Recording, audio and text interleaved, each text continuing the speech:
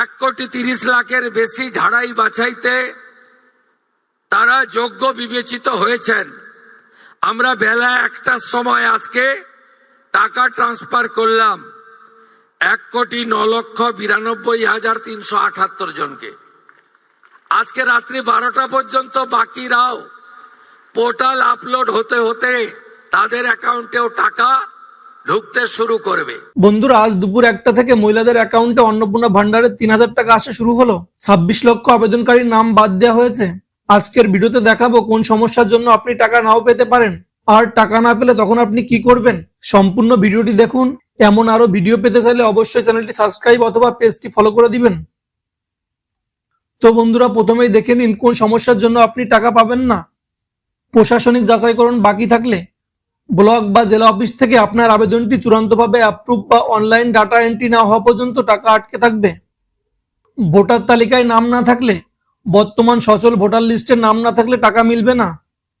বয়স ও ট্যাক্সের নিয়ম, আবেদনকারীর বয়স 25 থেকে 60 বছরের মধ্যে না হলে আবেদন বাতিল করা হবে।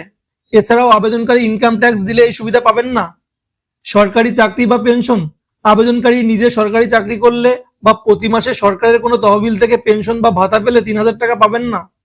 স্কুল ও ভ্যাকসিনের শর্ত, সন্তানদের সরকারি স্কুলে বাদ দিয়ে নামি বেসরকারি স্কুলে পড়ালে কিংবা নিয়ম মেনে বাচ্চাদের টিকাকরণ না করলে টাকা বন্ধ হয়ে যেতে পারে। ব্যাংক অ্যাকাউন্টে ডিবিডি লিঙ্ক, ব্যাংক অ্যাকাউন্টের সাথে ডিবিডি লিঙ্ক বা আধার সিডিং করা না থাকলে পেমেন্ট গেটওয়ে টাকা রিজেক্ট করে দেবে।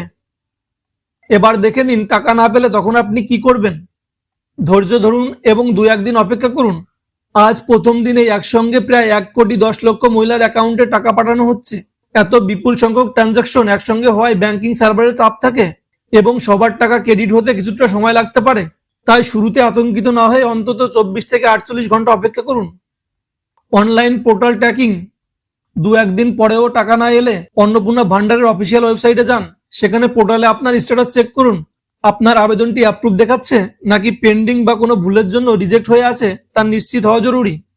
ডাটা কারেকশন উইন্ডোর ব্যবহার, পোর্টালে যদি কোনো ভুল তথ্য সাবমিট হয়ে থাকে তবে চিন্তার কারণ নেই। খুব দ্রুতই পোর্টালে লগ ইন করে এডিট অপশন বা তথ্য সংশোধনের সুযোগ দেওয়া হতে পারে।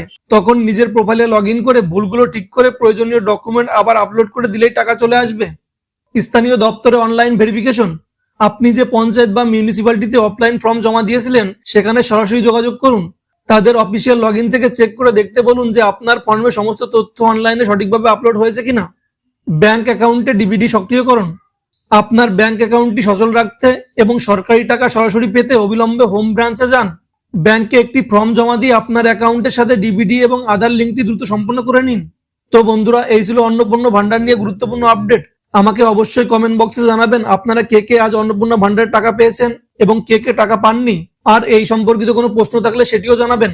ভিডিওটি ভালো লাগলে অবশ্যই একটি লাইক করুন, বন্ধুদের সাথে শেয়ার করুন, আর এই ধরনের আরো দরকারি ভিডিও পেতে চাইলে আমাদের চ্যানেলটি সাবস্ক্রাইব করতে ভুলবেন না।